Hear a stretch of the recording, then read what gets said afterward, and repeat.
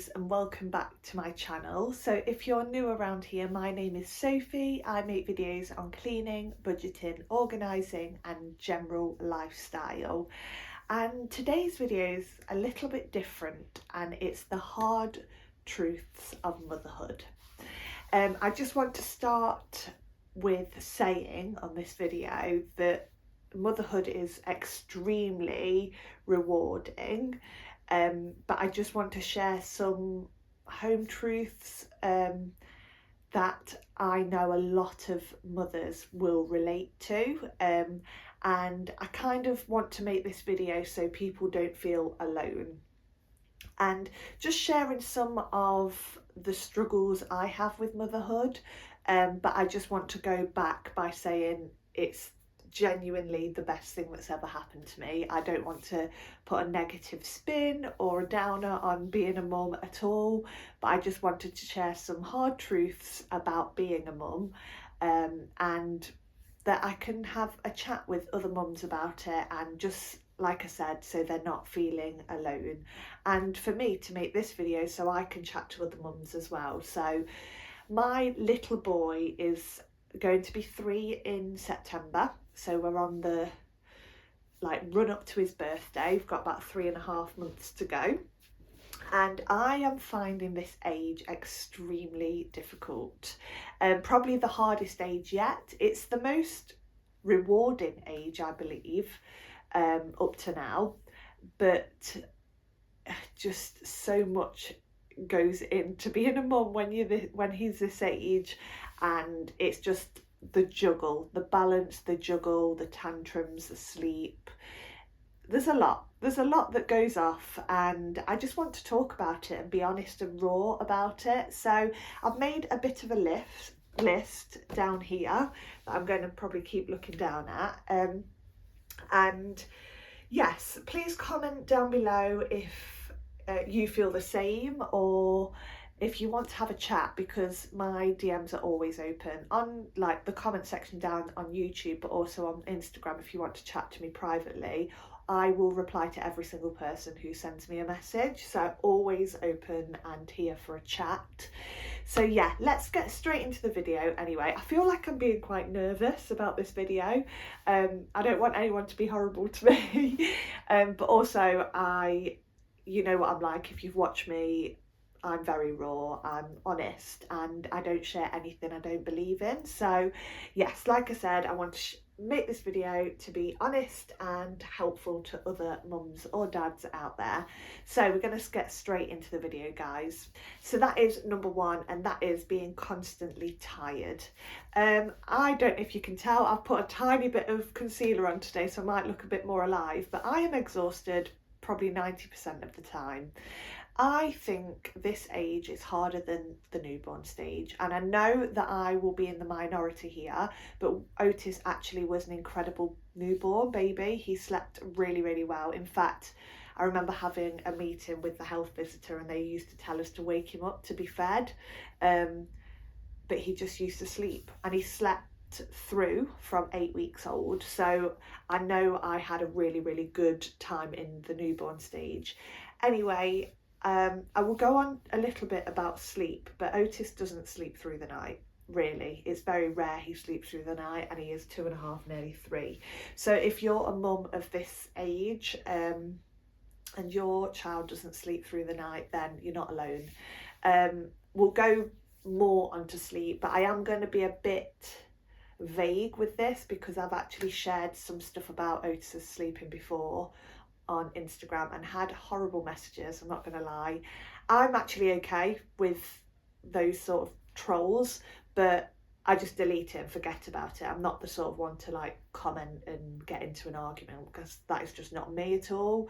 I will move past it, and I know there are horrible people out there, but I know that pretty much everyone that watches my videos are lovely, so I know you'll understand. So yes, being constantly tired. So Otis doesn't sleep, but it's not just that, is it? It's the mum brain. It's the constant, I've got to do this, I've got to do that, I've got to make a packed lunch, I've got to make sure he's washed, fed, clean, blah blah blah. And it's just that constant brain explosion that you have all the time, even in bed at night when you're overthinking and you're thinking about the next day, what you've got to do, the washing, the food, the dinners, the food shop, blah blah blah.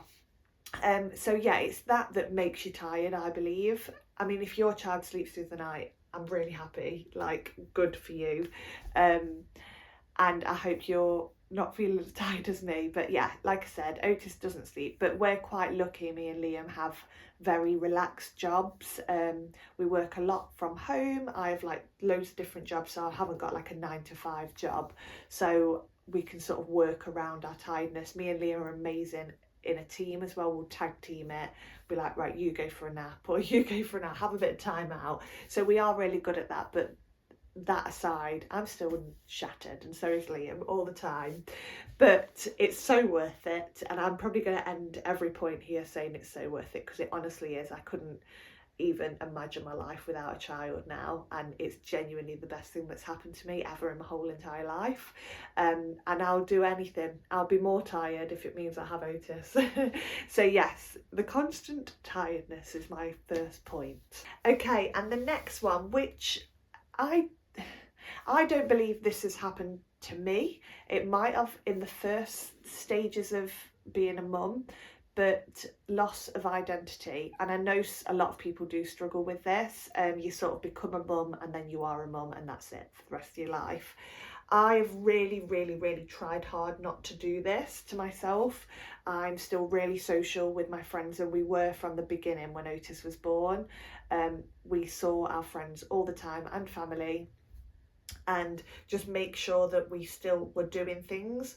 Also, another point that I want to make is me and Liam actually had our first night without Otis when he was September, October, November, about 12 weeks, maybe 10 to 12 weeks old without him. I was expressing, so I could do that. I understand totally. I understand if you still haven't left your child and it's been 3 years, like, I get it, it's hard. But we did this from early on because I knew I'd struggle if I didn't, and it was horrendous. Like, well, it wasn't, it was great, but you are constantly thinking, how is he, texting whoever's got him, like asking how he is. And I still do that now, even when he has a sleepover at my friends or my parents or Liam's parents. Like, I will be messaging them, and I feel like that just doesn't go. But yeah, going back to the loss of identity, I really hope I haven't lost this, and I think it's really, really important to do what you love, not just things that revolve around your children. So for me, I love creating content, and this is purely for me. I don't do it for anyone else. And I did actually lose the love for it, not the love, but the time for it. And that is because I had a child. Like, it just takes up time, but I feel like we're in a really good place now. Even though it's a really hard age, I'm getting a bit more time because he's at nursery, because he's a bit more independent and stuff like that. I am getting a bit more time to create content, which is what I love. I also am doing a show at the moment with my local theatre group, and that's something else for me.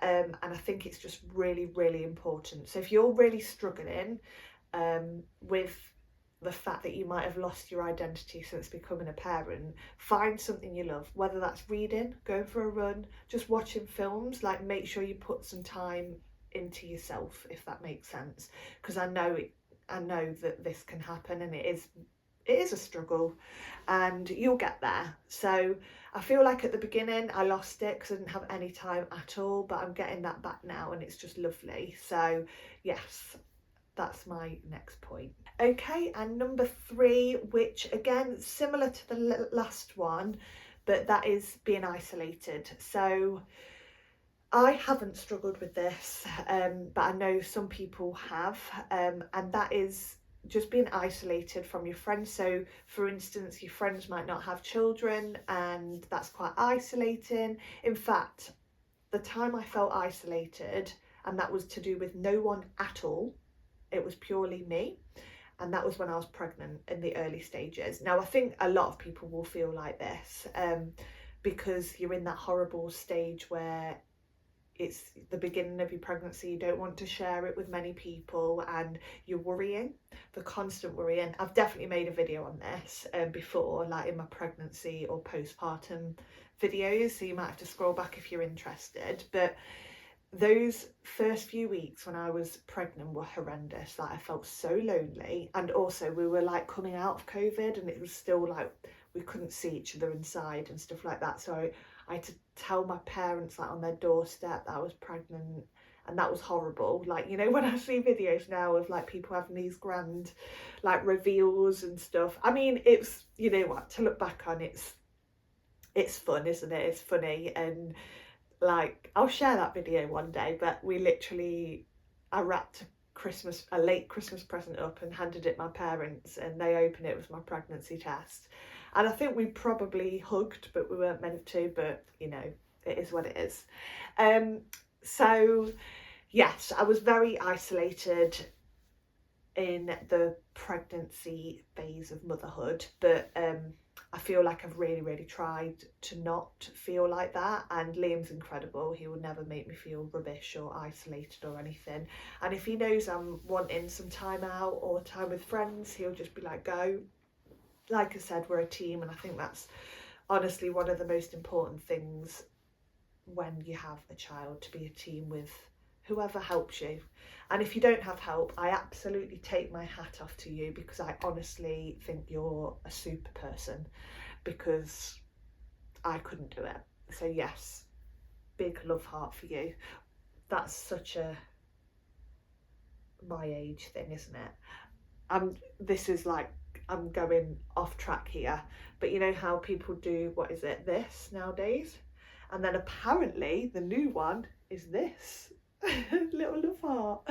Anyway, I'm getting so sidetracked. I'm trying to keep this video upbeat and nice, because I don't want it to come across as a negative video.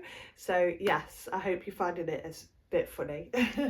So the next one is the constant worry, guys. And my gosh, this has affected me, and I think will affect me forever.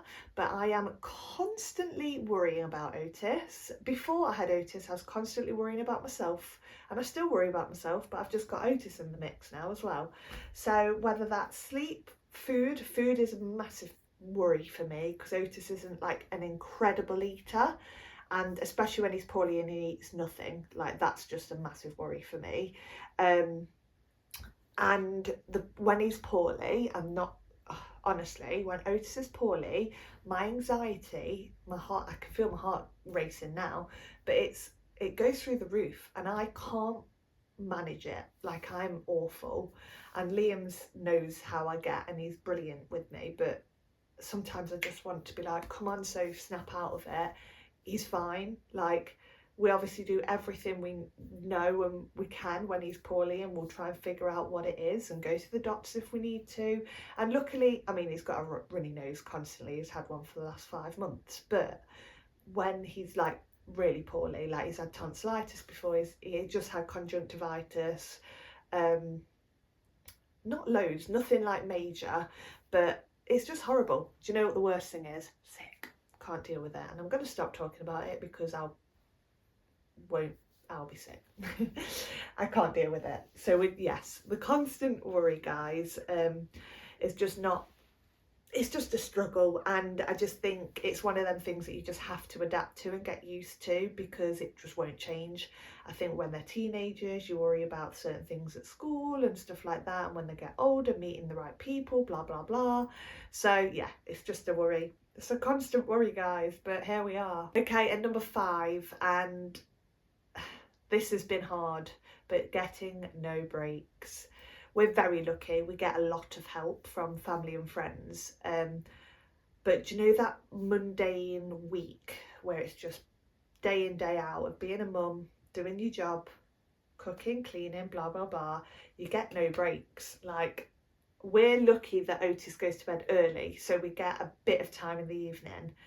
But like I said, he doesn't sleep well, so it's not guaranteed that we're going to have a night through the night where we can just chill until the morning.